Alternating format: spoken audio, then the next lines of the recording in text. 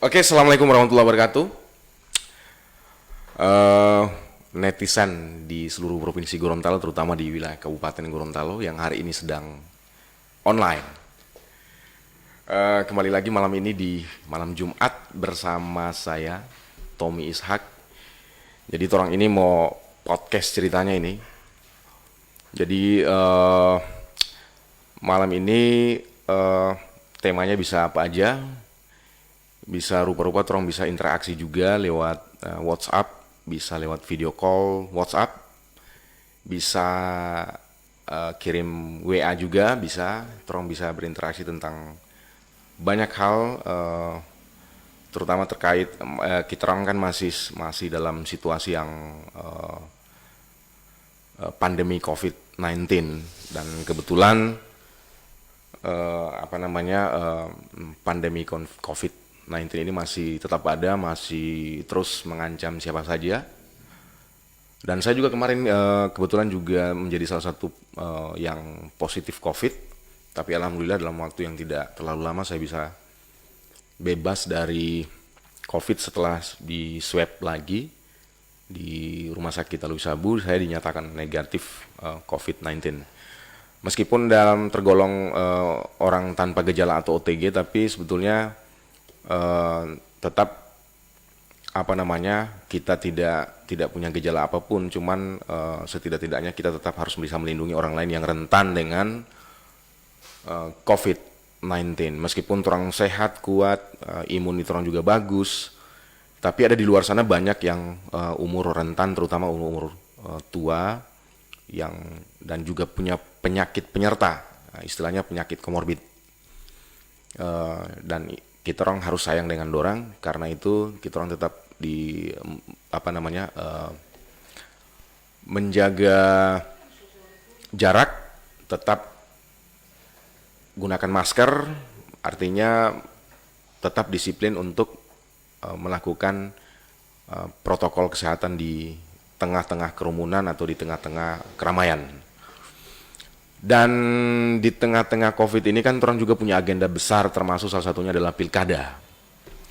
Ini bukan membaca cerita soal saya, karena saya adalah salah satu calon di Kabupaten Gorontalo, calon wakil bupati, bukan soal itu. Tapi memang pilkada ini sesuatu yang sangat jauh berbeda dengan pilkada-pilkada sebelumnya, karena dilaksanakan di tengah-tengah pandemi COVID-19, di tengah-tengah corona.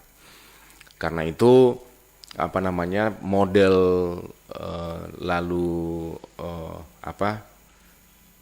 agenda-agenda yang dijalankan di lapangan itu juga cukup jauh berbeda dengan apa yang orang pernah tahu. Sekarang kan tidak boleh berkerumun, tidak boleh kampanye dengan mengikut sertakan banyak orang tanpa menjaga jarak dan lain sebagainya. Kalaupun kita melakukan kampanye, jumlahnya sangat dibatasi dan tetap harus melaksanakan atau menerapkan standar protokol kesehatan yang sangat ketat. Tapi alhamdulillah juga sebetulnya meskipun begitu, mudah-mudahan itu tidak mengurangi kualitas dari pilkada. Tetap meskipun di tengah-tengah pandemi COVID-19, kita tetap bisa menjalankan hak kita, hak konstitusional setiap warga negara, terutama di Kabupaten Gorontalo, dengan tetap berkualitas tanpa terganggu oleh apapun.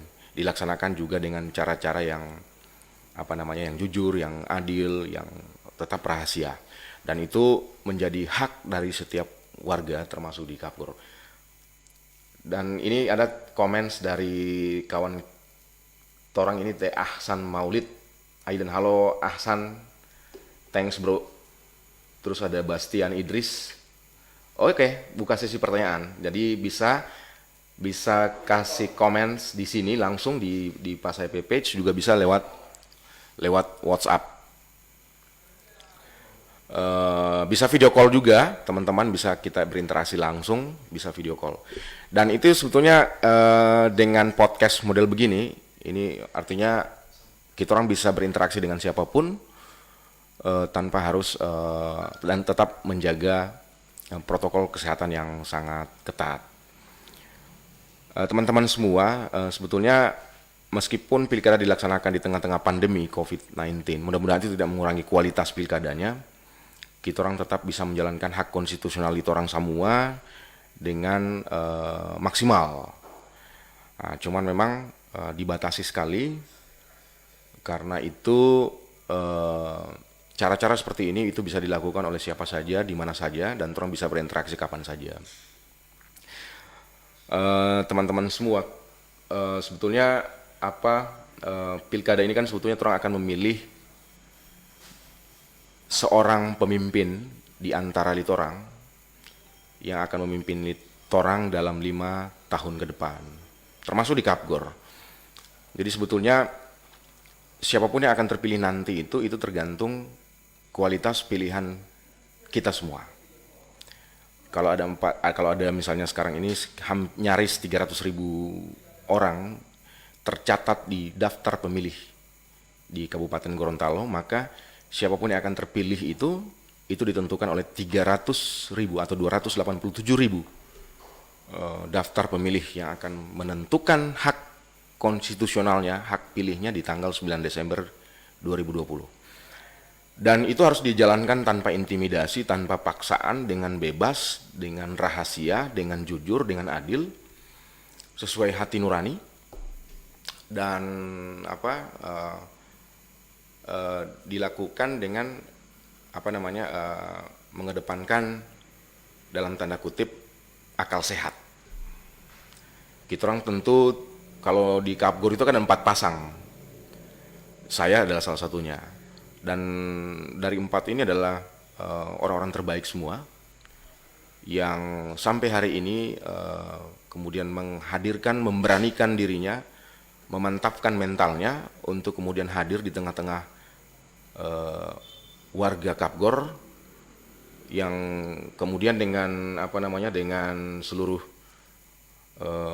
upaya, usaha, dan juga program-program yang kemudian mereka tawarkan, itu kemudian menjadi semacam pertimbangan buat teman-teman semua, buat sahabat-sahabat, buat saudara-saudara di Kapgor yang punya hak suaranya untuk kemudian menetapkan pilihan yang menurut pertimbangan dia itu yang paling tepat, dan itu tanpa intimidasi, tanpa paksaan.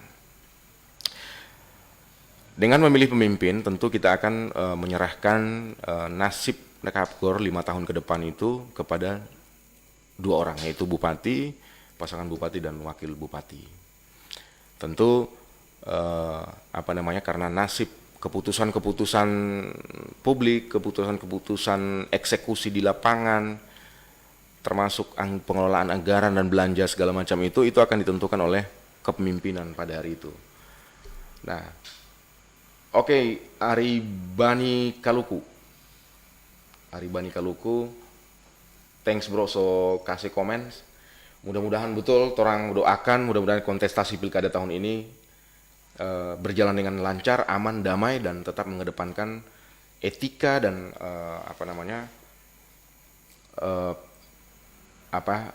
aturan-aturan yang sudah kita orang sepakati. Dan terutama kan spesial sekali ini pilkada tahun ini karena memang di tengah-tengah pandemi COVID-19, dan tetap mengedepankan protokol kesehatan. Ada Farhan Jack, Batuda Pantai hadir. Batuda Pantai, Batuda Pantai, terima kasih Farhan. So kasih komen juga, titip salam buat teman-teman di Batuda Pantai. Ada Bung Raman Laingo, thanks bro. Arham Saidi, sayang Tommy, thank you bro. Ada Bastian Idris, Anda kan calon wakil bupati, pilkada di tengah pandemi, bukannya malah membahayakan tanggapan Anda, sorry, ini Bastian ini batanya, kalau saya ini kan calon wakil bupati nih, terus pilkada ini di tengah pandemi, bukannya malah membahayakan nyawa banyak orang. Bagaimana tanggapan Anda dengan penundaan pilkada? Sebetulnya gini, memang itu menjadi debat yang cukup hangat tentang pilkada. Tapi pada akhirnya dengan keputusan yang dilahirkan oleh pemerintah dengan DPR RI, kemudian menetapkan bahwa pilkada dijalankan diundur ke tanggal 9 Desember 2020. Tentu ada banyak syarat yang harus dilakukan di sana biar tetap pilkadanya juga tetap memperhatikan standar protokol kesehatan yang ketat. Karena kita orang tahu betul bahwa COVID itu kan dia bisa menyebar dengan sangat cepat, tapi mudah-mudahan dengan menerapkan standar protokol kesehatan yang ketat, diharapkan proses pilkada itu berjalan dengan lancar, tapi tetap mengedepankan jaga kesehatan masyarakat. Memang ini sangat menjadi debat yang sangat hangat sekali, tapi pada akhirnya memang meskipun kita orang ini dalam situasi bencana non alam seperti COVID yang memang tidak pernah diduga sebelumnya, tidak mengganggu semangat dan seluruh aktivitas kita, termasuk dalam hal menentukan nasib daerah-daerah di Indonesia yang hari ini akan berpilkada. Mereka juga butuh pemimpin, dan proses pemerintahan di daerah itu harus terus berjalan. Apapun, oke, Sajon? Apapun yang ada, tapi itu semoga tidak mengganggu agenda-agenda pembangunan, tidak mengganggu terlampau semangat, karena ini hal yang tidak pernah terang duga sebelumnya. Oleh siapapun, di seluruh dunia tidak ada satupun negara yang menduga bahwa di tahun 2020 ini akan terjadi pandemi, dan ini pandemi ketiga terbesar dalam sejarah peradaban manusia setelah Black Death, flu Spanyol, dan lain sebagainya. Oke, terima kasih pertanyaannya, bagus sekali pertanyaannya, dan mudah-mudahan apa yang sudah saya sampaikan tadi bisa ditangkap, bahwa sebetulnya meskipun terang COVID, tapi pada akhirnya juga jangan sampai itu mengganggu agenda-agenda, karena juga kita orang pemerintahan harus tetap terus berjalan, dan itu butuh sebuah kepemimpinan yang harus kita pilih. Oke, Bung Hendra Mokodongan. Saya tidak mau panggil Pak Tommy karena masih muda. Kak Tommy kalau jadi... Oke, mau Tilango, terima kasih. Mau Tilango hadir, Van Arsenio. Kabila hadir, oke. Kabila hadir. Bung Hardi Nurdin di Bonemolango juga ada pilkada, ada 4 pasang juga di sana. Mudah-mudahan terpilih pemimpin yang terbaik sesuai dengan suara hati yang paling dalam dari warga Bonemolango. Febrian Sadehit, oke, terima kasih bro. Salam bale buat ente dan seluruh keluarga, salam dari Bilato. Salam bale buat teman-teman dan seluruh warga di Bilato. Bung Farid Abu Saif, mantap. Oke, thank you bro. Moms Nevis, semoga sukses terus ya. Oke, titip salam buat teman-teman ya. Terus ini siapa ini? Oke, tadi soal Hendra Mokodongan. Saya tidak mau panggil Pak Tommy, soalnya masih muda. Oke, mau panggil Pak juga tidak apa-apa. Oke, Kak Tommy kalau jadi Wabub Litoran Kabupaten Gorontalo, kasih sama kamari penerimaan beasiswa daerah. Torang jenjang D3 tidak jaga lulus. Selalu bawa S1, S2, S3, itu pun bawa dorang-dorang lo mau. Oke, memang salah satu masalah yang dihadapi oleh Kapgor hari ini adalah soal kualitas pendidikan. Termasuk tingkat pendidikan. Karena kalau kita baca statistik, itu rata-rata lama usia sekolah di Kabupaten Gorontalo itu masih cukup rendah, karena rata-rata itu di kelas 6 SD, paling tinggi kelas 1 SMP. Ini statistik yang bicara. Jadi memang ini problem yang harus terang hadapi, terutama peningkatan kualitas sumber daya manusia, dan itu penting sekali ke depan untuk bagaimana peningkatan kualitas hidup termasuk pendidikan, kesejahteraan dan kesehatan itu menjadi bagian penting yang harus orang mau rawat sama-sama, karena tidak ada gunanya orang bicara sumber daya alam, infrastruktur dan lain sebagainya kalau misalkan kualitas sumber daya manusia juga masih cukup rendah. Karena itu statistik ini perlu orang jawab dengan banyak solusi. Nah, dan saya melihat betul bahwa salah satu problem kemiskinan di Kapgor itu salah satunya juga karena ada kaitannya dengan rendahnya kualitas sumber daya manusia. Nah, karena itu ke depan orang perlu skema untuk membangun misalnya pendidikan-pendidikan keterampilan vokasional. Vokasional itu model SMK, yang artinya keterampilan yang bisa dibangun sumber daya manusia yang dibangun dalam jangka pendek, kemudian mereka langsung punya kemampuan, keterampilan yang bisa dipakai dalam kehidupan sehari-hari, terutama dalam hal pekerjaan. Dan itu banyak sekali best practice atau contoh-contoh terbaik yang sudah diterapkan. Nah, karena itu mudah-mudahan Bung Hendra soal beasiswa itu juga menjadi komitmen penting. Karena yang paling penting sebetulnya adalah soal keberpihakan pemerintah terhadap pembangunan sumber daya manusia. Kalau misalnya orang berpihak dan itu terang tegaskan keberpihakan itu dalam bentuk anggaran, komitmen anggaran, maka tentu usaha ikhtiar orang semua bisa tercapai termasuk pemberian beasiswa. Karena apalagi kan memang Undang-Undang Sisdiknas, Sistem Pendidikan Nasional, Undang-Undang 20 tahun 2003 itu mensyaratkan tentang proses pendidikan untuk semua. Dan itu menjadi hak. Dan pendidikan ini juga adalah tugas 3 elemen penting. Pemerintah masuk di situ, swasta juga masuk di situ, juga partisipasi warga sendiri. Jadi tugas pemerintah adalah memastikan keberpihakan, kebijakan terhadap pembangunan sumber daya manusia. Dan itu bukan hanya tugas Pemda, tapi juga tugas DPRD yang menjadi bagian dari unsur penyelenggara pemerintahan di daerah.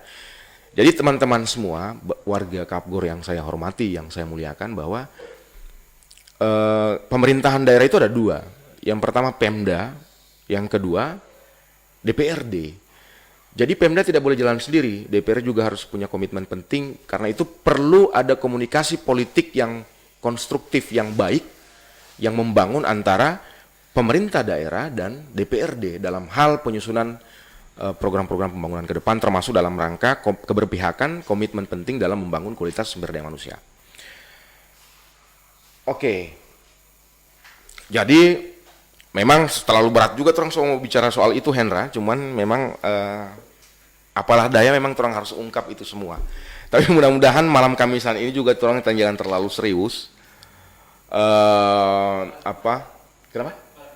Malam Jumatan, malam Kamisan, malam Jumatan, orang juga jangan terlalu serius, kita orang happy, orang bikin asik ini pilkada, apalagi kita orang sedang berada di pandemi yang COVID-19. Oke, Ahsan Maulid Ailan Hilala, oke, Limboto hadir, terima kasih Ahsan, terima kasih, salam buat teman-teman semua. Bilato, Felix Roy, dari Bilato juga hadir, berarti penetrasi internet sampai di Bilato. Terima kasih, bravo buat Bilato. Telaga Biru, Taufik Arsad, Bung Taufik, thank you. Terima kasih, salam buat teman-teman di Telaga Biru. Ada RJ Katili, kenapa tidak ada calon anak muda begini di Bonbol? Baking Kamangiri. Ada anak muda di Bonbol. Ada anak muda, dan saya yakin betul bahwa orang-orang muda di Bonbol juga ada representasinya. Kita orang bisa lihat dari 4 calon yang ada di Bonbol, itu ada representasi, dan teman-teman bisa lihat, bisa cari informasi di KPU, bisa lihat orang page, kalau orang punya page di Facebook, orang bisa lihat. David Rajak, oke, salam Demokrat, luar biasa. Ini aktivis muda, perjuang Partai Demokrat yang hari ini artinya mengabdikan dirinya di Partai Demokrat. Dan mudah-mudahan dengan masuknya mengaktualisasikan, makin banyak anak-anak muda yang mengaktualisasikan dirinya dalam partai politik, mudah-mudahan partai politik ke depan DP performa, DP kualitas menjadi lebih baik lagi. Oke, Bastian, kalau terpilih jadi muka yang ulang. Kalau itu urusan private. Oke, thank you Bastian.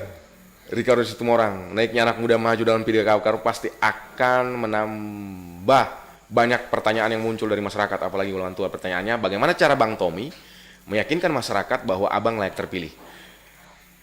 Rumus yang paling manjur menurut anak Ricardo, rumus yang paling baru adalah sejauh mana ente mampu menangkap rasa yang dirasakan hari ini oleh rakyat Kapgor.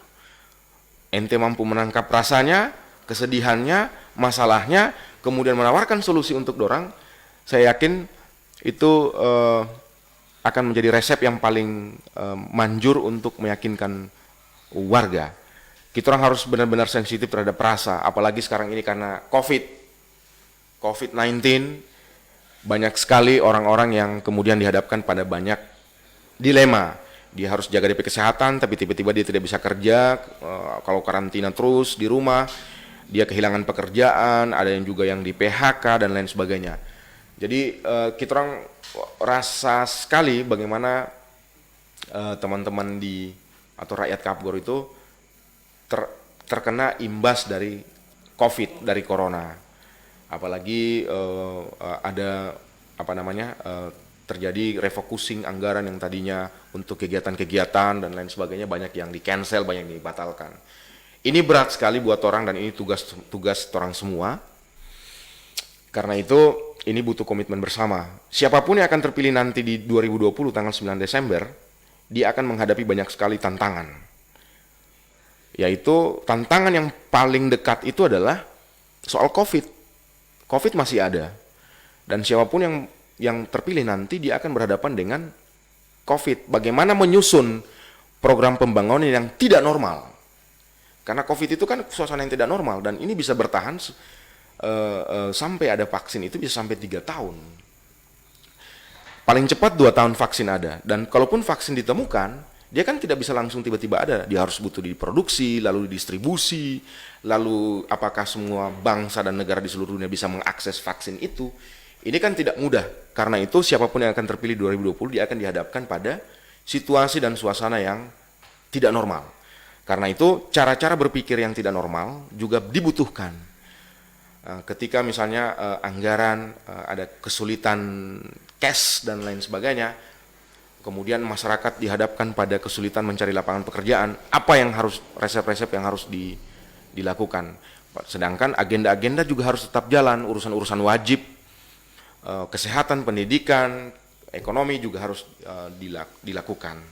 Ini tidak mudah dan karena itu untuk ke depan ini butuh kesatuan semua orang, tidak hanya bupati, wakil bupati, tapi juga kesatuan seluruh perangkat termasuk mesin birokrasi yang ada di Kapgor, termasuk DPRD-nya sendiri dan terutama yang paling penting adalah partisipasi seluruh warga di Kabupaten Gorontalo. Kalau ada 400.000 nyawa, 400.000 jiwa yang ada di Kabupaten Gorontalo hari ini, maka kemajuan Kabupaten Gorontalo dibutuhkan peran oleh seluruh energi, seluruh warga, partisipasi seluruh warga yang ada di Kabupaten Gorontalo.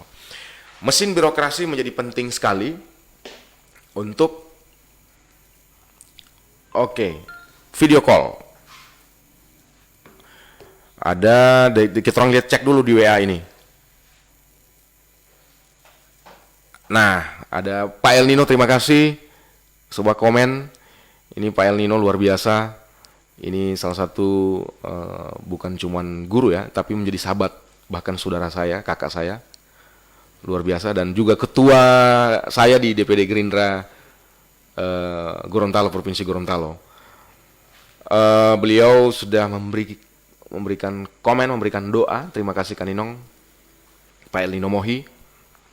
Kita doakan beliau tetap panjang umur dan ini adalah salah satu orang yang akan menjadi salah satu potensi terbaik ke depan untuk Provinsi Gorontalo. Kita orang cek-cek dulu ya sebelum orang ulas lebih santai. Kita baca komen satu-satu dulu. Ada Alvin Ishak, Suwawa, orang Suwawa, terima kasih, salam buat warga di Suwawa. Di Suwawa juga, Bone Bolango juga ada pilkada, ada 4 pasang di sana. Cari, pertimbangkan baik-baik, lihat DP visi misi juga penting, komitmen dan lain sebagainya. Dan pada akhirnya akan diputuskan oleh Alvin nanti di TPS nanti di tanggal 9 Desember 2020. Terus juga ada 3 daerah di provinsi sebagai informasi, pilkada ada di Pohuwato. Ada 4 pasang juga di Pohuwato, di Kabupaten Gorontalo ada 4 pasang, di Bone Bolango juga ada 4 pasang. Artinya seluruh ada 4 pasang. Itu membuktikan bahwa Gorontalo itu memiliki stok calon-calon pemimpin yang ada di sana. Kita orang terima dulu video call. Kita orang answer dulu, kita orang terima dulu video call dari siapa ini? Halo bro, Pak Alek. Oh bukan Pak. Oh, kita kira Pak Rahmat. Oke, Oh siap. tidak ada suara Kak. Ada cek? Ada? Volume tidak ada. Tidak perlu ya? Dapat kantara? Dapat kantara bro? Halo? Tidak ada suara. Tidak ada suara? Ada gangguan teknis dulu. Nanti ente boleh telepon ulang ah? Cek. Halo, ada? Tangkap? Boleh? Dapat dengar suara?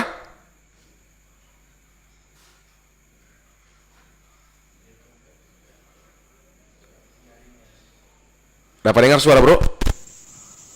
Mungkin ada kendala teknis, kendala jaringan. Cek. Oke. Ente sudah tangkap? Tidak ada suara Oke, terang mau cek dulu, mungkin ada kendala teknis jaringan. Kita coba cek lagi. Oke, kita orang baca-baca dulu komen-komen dari teman-teman. Ada Juanda Bubi. Halo Kak Juanda. Apa kabar? Assalamualaikum Pak Tommy. Semoga sehat dan apa yang dicita-citakan tercapai. Amin. Insya Allah Gorontalo banyak mengalami perubahan. Insya Allah amin. Generasi muda milenials kami hanya bisa mendoakan. Amin. Generasi muda di Kabupaten Gorontalo itu termasuk salah satu provinsi dengan proporsi penduduk muda paling tinggi. Bahkan disebut-sebut dia bisa mencapai rasio ketergantungan antara orang tua terhadap orang muda, ketergantungan populasi itu paling rendah Sulawesi. Terang mudah-mudahan, tapi terang harus ingatkan bahwa meskipun terang umur mudanya banyak, tapi kalau itu gagal terang rawat, maka itu akan bisa menjadi ancaman besar buat ke depan. Karena itu anak-anak muda ini, orang-orang muda ini juga harus tetap di Gorontalo itu termasuk salah satu provinsi dengan termasuk kita orang harus rawat betul peluang kelebihan usia produktif usia muda ini dengan baik, karena kalau tidak dia akan jadi ancaman ke depan. Karena itu orang-orang muda itu harus tetap dijaga DP kesehatan, dijaga DP pendidikan, termasuk kesempatan kerja lidorang juga harus dirawat. Karena itu saling terkait antara satu dengan yang lain. Jangan sampai juga dorang pada akhirnya terperangkap dalam jurang kemiskinan baru. Nah, karena itu komitmen dan keberpihakan pemerintah nanti itu menjadi sangat penting. Bukan hanya Pemda tapi juga DPRD. Oke, Dungalio hadir. Oke, terima kasih Bung Ibrahim Husain. Terima kasih, salam buat saudara-saudara di Dungalio, salam buat seluruh sahabat-sahabat di Dungalio. Maya Aziza, kami Katomi sukses ya, insya Allah dimudahkan. Amin, mudah-mudahan orang dimudahkan semua segala terompi urusan. Tommy Huji, salam dari Pak Uwo, Bonbol. Oke, Bonbol, terima kasih. Ini malam ini banyak juga dari Suawata, ada dari Kabila, ada dari Bonbol juga banyak yang berinteraksi malam ini. Mudah-mudahan Bonbol juga akan menurut saya ini soal kita orang bicara DP paradigma dulu. Pendekatan paling penting untuk menjaga sustainability lingkungan itu yaitu adalah satu frekuensi atau keterkaitan antara pemerintah dan juga partisipasi dengan melibatkan sebesar-besarnya partisipasi dari seluruh warga, termasuk di Danau Limboto. Tidak mungkin Danau Limboto bisa berhasil dengan pendekatan proyek saja, tapi juga harus mengedepankan pengembangan komunitas yang ada di sekitar danau, yang akan menjaga keberlanjutan dari lingkungan itu sendiri. Tidak mungkin juga tugas pemerintah sendiri, tapi juga perlu partisipasi warga. Karena itu program yang harus dijalankan oleh pemerintah adalah program yang harus melibatkan sebesar-besarnya partisipasi komunitas, partisipasi warga, terutama misalnya di Danau Limboto. Saya pikir itu Bung Muhammad Nur Sidik nanti orang bisa bahas lebih detail dalam visi misi program yang akan saya dan Pak Hamdi Mayang tawarkan nanti di dalam proses kampanye. Itu bisa dinilai, bisa dipertimbangkan, bisa didebat semua program-program pembangunan yang sedang kita rancang, yang sudah dan sedang kita rencanakan. Oke, Pak Risman Yahya, terima kasih. Salam juga buat seluruh saudara-saudara di Manado. Insya Allah orang bisa main catur lagi. Saya sudah beli papan catur percasi. Mudah-mudahan orang bisa main catur. Amin. Meksiko, Kadir Ciko. Ini DP video hilang begini. Ada treble. Meksiko Kadir Ciko, bagaimana tanggapan Anda sebagai calon bupati Kabupaten Gorontalo dengan adanya sosialisasi pelarangan masker scuba? Oke, pertama saya bukan calon bupati, saya calon wakil bupati di kabupaten berpasangan dengan bupatinya Bung Hamdi Mayang. Ada kita tolong terima telepon dulu. Terima telepon dari. Oke. Assalamualaikum. Waalaikumsalam. Selamat malam. Selamat malam. Selamat malam Jumat. Deng sampai ini Sub.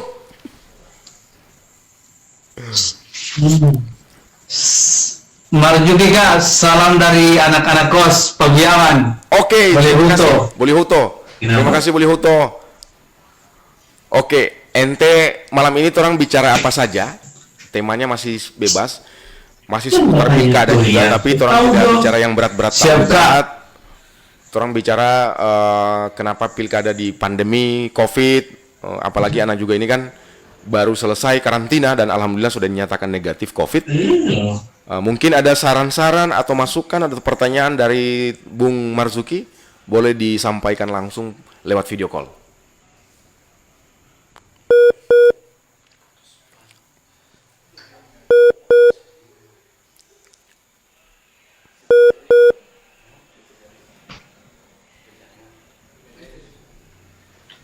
Ya Kak, Ya, kebetulan kan Kak sebagai calon wakil bupati Kabupaten Gorontalo. siap. Amin. Nah, di masyarakat ada beberapa yang diinginkan oleh mereka yang sampai dengan hari ini, mohon maaf, mungkin bupati-bupati kemarin-kemarin belum dapat menyelesaikan apa yang diinginkan oleh masyarakat Tolita itu sendiri, Pak. Yang ada satu Tolita itu Oke, apa itu ya? yaitu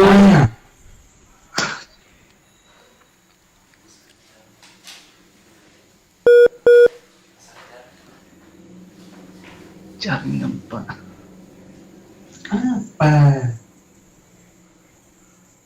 Apa itu Marzuki ya? Bisa disambung? Saya tadi agak terputus. Siap Kak, bisa dengar Kak. Itu jalan antar penghubung dari Desa Diloniru, Desa Tolite, sama Desa Sukamambur. Yang sampai detik hari ini Kak, masih jalannya itu masih bisa dikatakan sangat rusak. Yang itu di zaman saya SD sampai dengan saat ini, jalan tersebut belum direalisasikan oleh pemerintah daerah Pak sampai dengan saat ini Kak. Oke, di mana DP jalan itu? Jalan Diloniohu. Kecamatan apa? Desa Diloniohu itu Dusun San, dan juga Desa Tolite yang ada di Dusun Rombongan, Dusun Datahu sampai dengan perbatasan Sukamambur.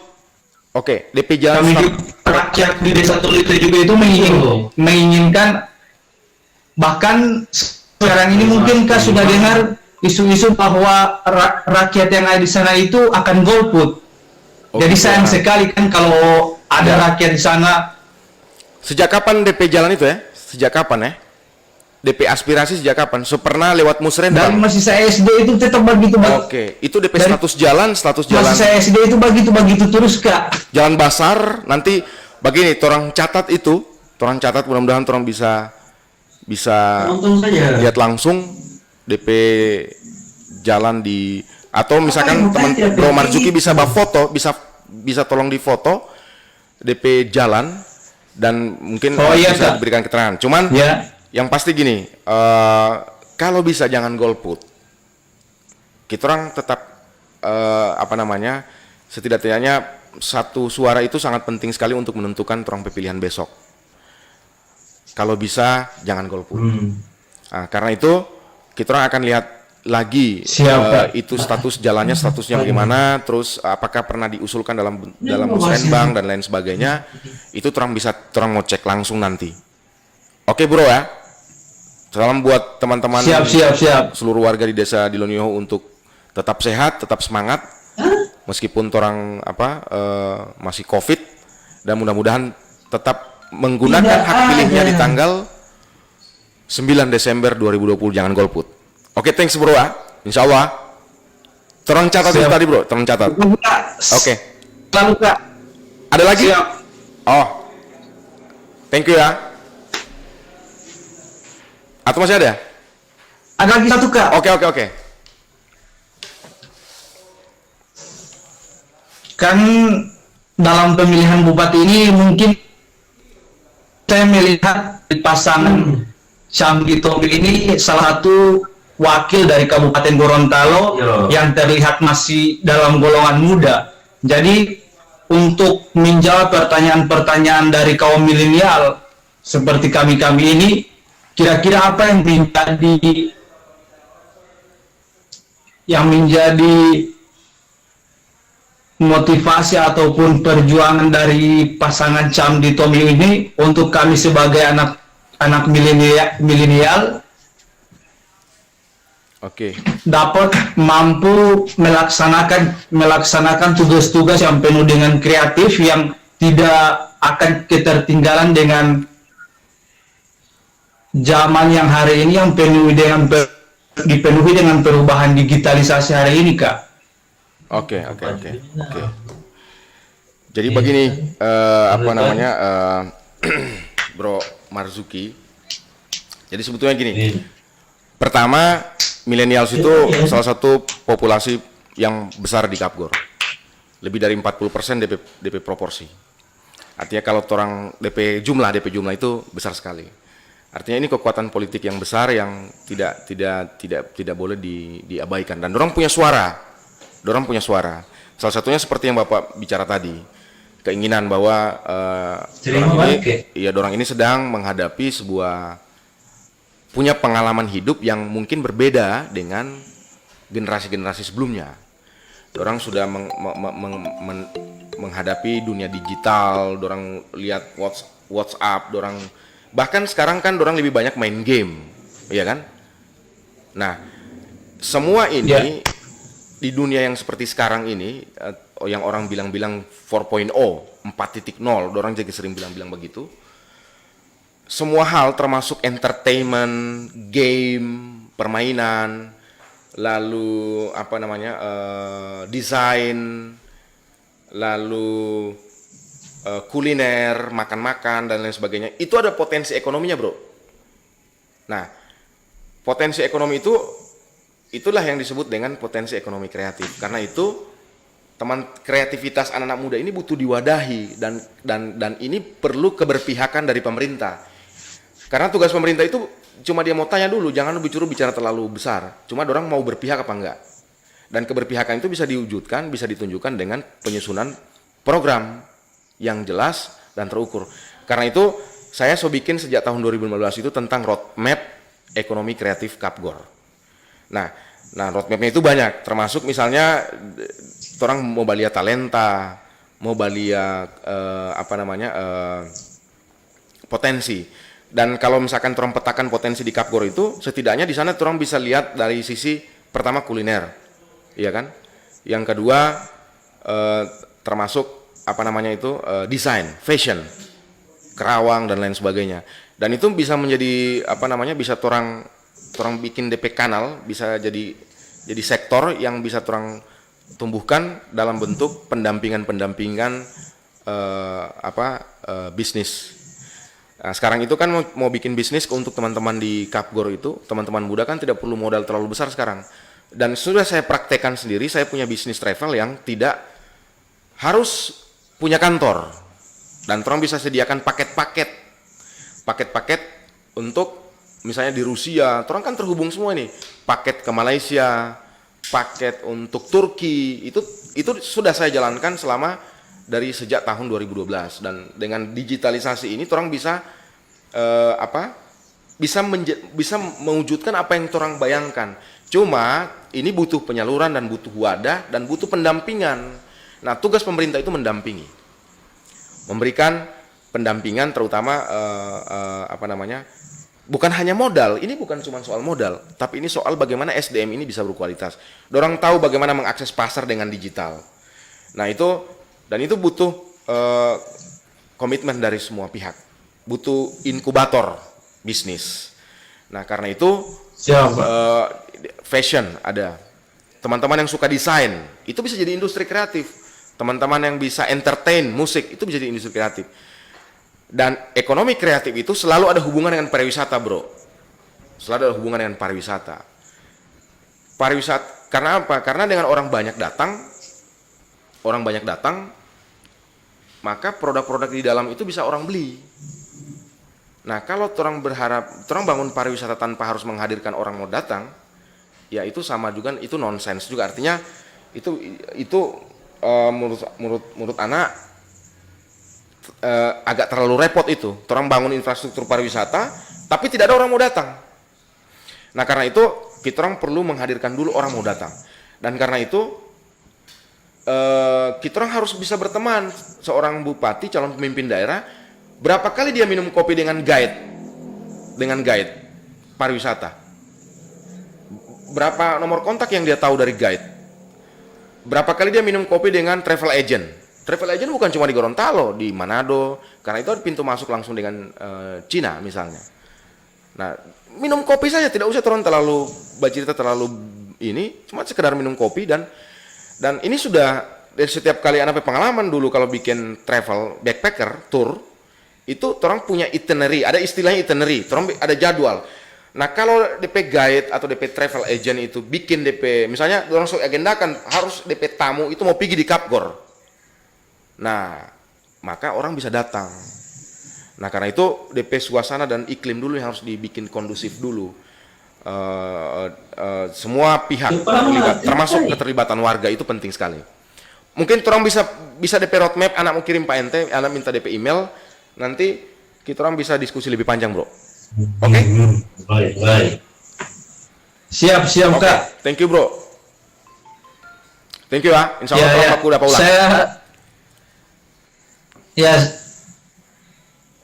Saya cuma berharap semoga ketika tidak, karena biasanya kan di saat pilkada begini, tahun-tahun pilkada begini, biasanya calon-calon itu biasanya cuma banyak dijanji. Betul.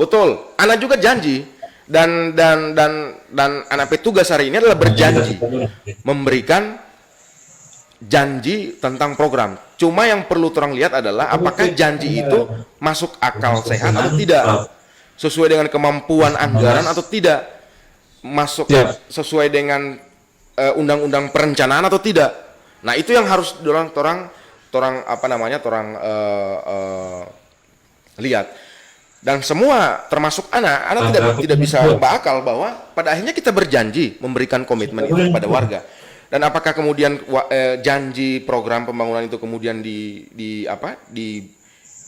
dipertimbangkan oleh warga dan kemudian itu menjadi bahan pertimbangan dia untuk dia coblos di TPS tanggal 9, itu pada akhirnya itu menjadi hak dari warga itu. Tapi tugas seorang pemimpin adalah memberikan janji pembangunan yang masuk akal sehat, sesuai dengan mekanisme dan aturan perundang-undangan yang berlaku. Kira-kira begitu, bro. Nanti orang bisa elaborasi lebih jauh lagi. Orang bisa mau ini. Oke ya? Oke Marzuki ya? Anak mau terima yang lain dulu. Siap. Pokoknya ente kritik juga anak. Ente kritik anak. Kalau pilkada orang asik-asik aja, tidak usah baper. Bahwa anak berjanji ya pasti anak berjanji juga. Oke. Siap Kak. Oke. Makasih Kak. Yuk. Thank you. Selamat malam. Assalamualaikum warahmatullahi wabarakatuh. Ya, assalamualaikum warahmatullahi wabarakatuh. Oke. Terima kasih Pak Yuto. Oke, itu dari Marzuki, pertanyaannya luar biasa, bikin saya berkeringat juga. Tapi pada akhirnya memang pada akhirnya warga itu butuh komitmen itu, orang butuh menilai sejauh mana trompe janji-janji kampanye itu masuk akal, ada DP cantolan hukum sesuai aturan perundang-undangan yang berlaku, bisa dilakukan, bisa dieksekusi dan lain sebagainya. Kalau cuma minum kopi dengan misalnya dengan guide atau travel agent itu bisa dilakukan dan itu sesuatu yang orang anggap kecil tapi dia bisa menghasilkan sesuatu yang punya impact besar sekali pada persoalan pariwisata.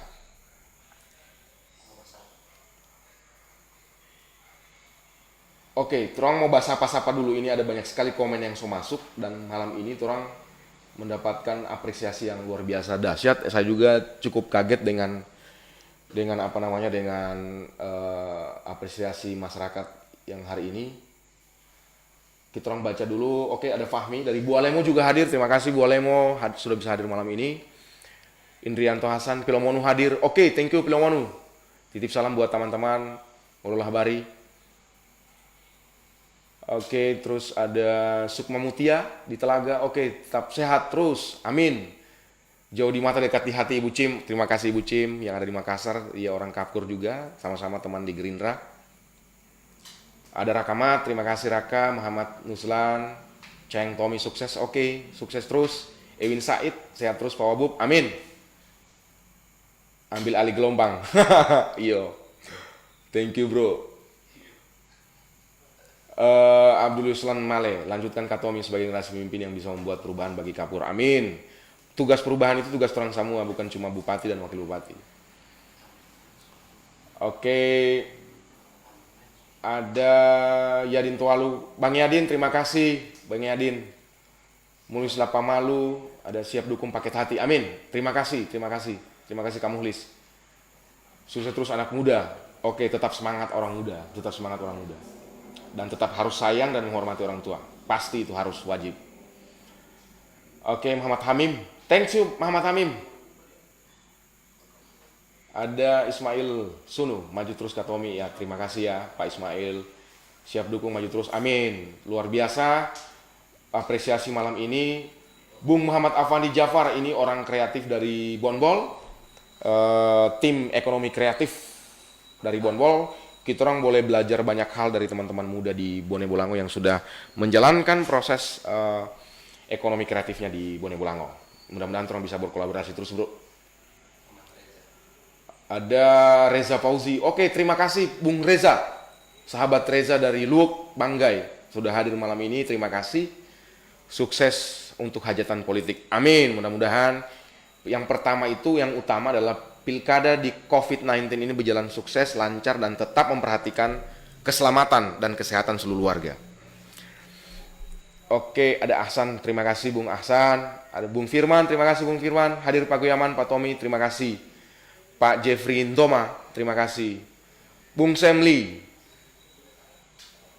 Oke, terima kasih bro, terima kasih. Titip salam buat teman-teman semua. Ada Bung Amin, jaringan di Bolihoto CS ini lelet. Oke, memang lagi lelet. Mudah-mudahan ke depan lebih bagus lagi di jaringan supaya teman-teman muda ini mendapatkan akses informasi yang lebih baik. Bung Munif, terima kasih, mantap. Budiarto Makmur, Odi Tokou. Terima kasih Bung Nasir, Pak Alek, terima kasih buat hatinya. Pak Iqbal Makmur, terima kasih Kak Iqbal. Sehat terus buat Kak Iqbal juga. Terima kasih buat teman-teman medsos yang hari ini mendukung full, memberikan supporting dan cara-cara dan konten-konten yang asik buat orang semua biar pilkada ini orang bikin menjadi satu hajatan yang asik, yang damai, yang bisa memberikan pencerahan-pencerahan buat teman-teman di seluruh warga. Bung Susanto Pelamolo, terima kasih, salam dari Rantau Banyumas, Jawa Tengah. Terima kasih. Tom Ishak, sampai titik ini tidak mudah. Amin, memang tidak mudah untuk sampai di sini. Banyak hal, butuh keberanian, butuh kesabaran untuk sampai di titik ini. Tapi mudah-mudahan ini semua ada hikmahnya, orang belajar terus. Dan mudah-mudahan ini mendapatkan apresiasi yang luar biasa dari teman-teman, dari seluruh teman-teman muda di Kabupaten Gorontalo. Pada akhirnya teman-teman muda Kabupaten Gorontalo akan memberikan pilihan, dan mudah-mudahan pilihannya itu dijatuhkan sesuai dengan akal sehat, sesuai dengan pertimbangan-pertimbangan yang rasional, yang masuk akal. Oke, sisi hati, terima kasih Bung Susanto, terima kasih sekali lagi buat Bung Santo. Muhammad Amin, thank you Min, terima kasih buat dukungannya Min. Ada Ricardo, terima kasih Ricardo. Oke, ini soal angka putus sekolah. Ini masalah pendidikan menjadi masalah yang sentral sekali dan itu menjadi salah satu kunci, salah satu misi yang penting sekali untuk orang tuliskan dalam visi misi soal pengembangan sumber daya manusia dan penguatan SDM Kapur yang produktif. Bung Tommy, pertanyaan terakhir dari saya, kalau kalah ini bukan doa, apa langkah selanjutnya? Saya dulu belum berpikir kalah, ini pertarungan baru dimulai, kita orang yakin insya Allah kita menang. Karulila Musuh Monitor. Oke, Bung Rifki. Ada Ilham dari Luo hadir. Oke, terima kasih teman-teman dari Luo. Nandar, Muhammad Daud dari Perumahan Kambing Akika, Bung Meme hadir. Terima kasih Bung Meme. Terima kasih Dula Mayo. Oh, ada dari Dula Mayo juga. Mbak Dewi Lameo, terima kasih dari Dula Mayo. Muhammad Arif. Oh, terima kasih Arif. Bung Arif. Memang karena COVID, orang harus bisa memberikan pencerahan lewat digital, termanfaatkan dan penetrasi. IT sudah sampai di level-level terbawah, bahkan di Dulamaya pun sudah ada. Dan hari ini menjadi satu bentuk yang pro kampanye sehat di COVID-19. Ada pertanyaan, hal apa yang membuat pasangan Tommy Ishak yakin, apa itu ya? Pasangan Tommy Ishak yakin mengalahkan petahana. Kita tidak mau ingin mengalahkan petahana, kita ingin memenangkan Hamdi Tommy. Terima kasih. Muhammad Daud, semoga Pak Tommy bisa siaran langsung begini jika sudah terpilih. Insya Allah bisa siaran langsung, dan itu dengan teknologi IT yang ada sekarang, orang bisa live siaran langsung dari mana saja, kapan saja. Mudah-mudahan. Terima kasih. Ada Pohuwato juga hadir, Bung Isran, Potale Doda. Terima kasih Pohuwato juga ada pilkada. Ada 3 pilkada, ada 3 pilkada di kabupaten, ada di Pohuwato, Kabupaten Gorontalo dan Bone Bolango. Dan di pilkada ini di Pohuwato ada 4 pasang juga. Tadi sudah melakukan proses tes kesehatan. Yusran Temutu, masih saya ingat tentang militansi. Oke, thank you bro. Ini kader Halwat waktu tahun 2018. Kita sama-sama 10 hari bicara soal militansi. Nandar Ishak, salam dari Limboto Bapak Tommy Ishak terhormat. Oke, terima kasih bro. Nandar, terima kasih, salam buat seluruh warga di Limboto. Luar biasa apresiasi malam ini tercatat komennya luar biasa, ada ratusan. Yang likes juga oke. Yang live hari ini sampai ada berapa? Dan jangkauan ini sampai 23.000, menjangkau 23.000 akun yang tersebar. Paling banyak memang kita tembak malam ini di daerah Kapgor. Terima kasih, luar biasa apresiasinya. Mudah-mudahan kita bisa menghadapi pilkada Kapgor. Tinggal 5 menit lagi, saya diingatkan, tinggal 5 menit, mudah-mudahan kita orang bisa saling bertukar pikiran lagi semacam ini. Besok malam atau nanti kita atur agendanya dan kita akan sampaikan langsung di seluruh kontak-kontak WA yang ada di kita. Terima kasih sekali lagi. Mudah-mudahan tema yang sebetulnya saya mau angkat malam ini adalah soal pilkada di tengah-tengah COVID-19. Mudah-mudahan pilkadanya berjalan dengan lancar, damai, asik, gembira, dan juga menghasilkan kepemimpinan yang terbaik. Juga tetap memperhatikan protokol kesehatan, memperhatikan keselamatan dan kesehatan seluruh warga. Mudah-mudahan seluruh warga yang akan menentukan pilihannya di tanggal 9 Desember nanti itu bisa melangsungkan atau memastikan pilihannya itu dengan sungguh-sungguh dan sesuai dengan hati. Saya pikir hanya itu saja yang dapat orang mau share malam ini. Mudah-mudahan ada manfaatnya. Dan sekali lagi, pilkada ini mau 5 tahun. 5 tahun satu kali. Dan torang hanya 1 hari torang akan memilih itu pada tanggal 9 Desember 2020. Maka pastikan pilihan teman-teman semua, sahabat-sahabat semua, itu adalah pilihan yang terbaik yang berasal dari hati dan lewat pertimbangan-pertimbangan yang masuk akal. Dan setelah itu torang semua basudara ulang. Karena itu sampai hari ini mari kita orang bikin situasi politik pilkada ini menjadi situasi yang asik, yang tidak terlalu berat-berat amat. Kalaupun orang bicara yang berat-berat, orang cari ruang-ruang khusus, dan semoga mengedepankan politik pencerahan untuk orang semua. Terima kasih sekali lagi. Mungkin itu saja yang dapat saya share malam ini. Mudah-mudahan orang bisa selanjut besok. Oke. Nanti akan ada ini edisi pertama episode pertama seri 1 lah. Nanti akan ada seri 2, seri 3, seri 4 dan seri-seri selanjutnya. Mudah-mudahan hanya itu saja. Terima kasih seluruh warga Kapgor yang sudah hadir malam ini. Terima kasih buat apresiasinya. Wallahu muwaffiq ila aqwamit thoriq. Assalamualaikum warahmatullahi wabarakatuh. Selamat malam.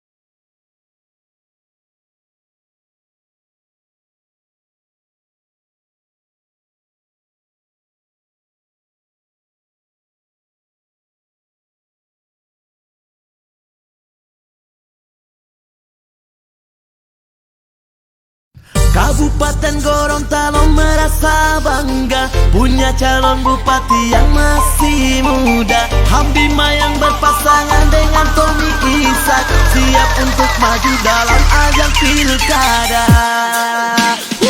Didukung oleh 3 partai yang kuat, Partai Hanura, Gerindra dengan Demokrat. Berangkat dari niat dan tekad yang kuat, mereka maju untuk membantu masyarakat. Pasangan hati memang pilihan yang pasti, karena pasangan hati sudah harga mati. Sampai kapanpun tak akan pernah terganti. Pasangan hati sudah mantap dalam hati. Walau mereka pasangan calon yang baru, namun kinerja mereka sangat bermutu. Makanya tak perlu kita untuk ragu-ragu, kita dukung pasangan hati untuk maju.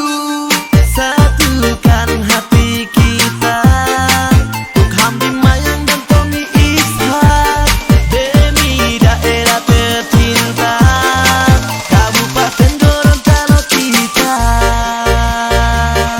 Jangan lupa pilih pasangan muda, Bapak Hamdi Mayang dan Bapak Tommy Ishak.